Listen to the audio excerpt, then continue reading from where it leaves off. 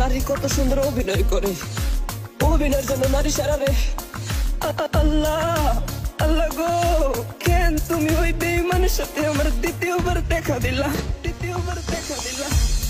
তোর প্রেমেতে পইরা জীবন হইল রে ছাড়ে খা।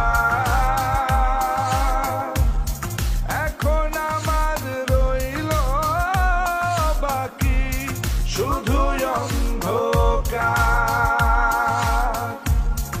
এখন আমার রইল বাকি শুধু অন্ধকার। কতটা বেঈমান হলে পুরুষের জীবন নিয়ে খেলে।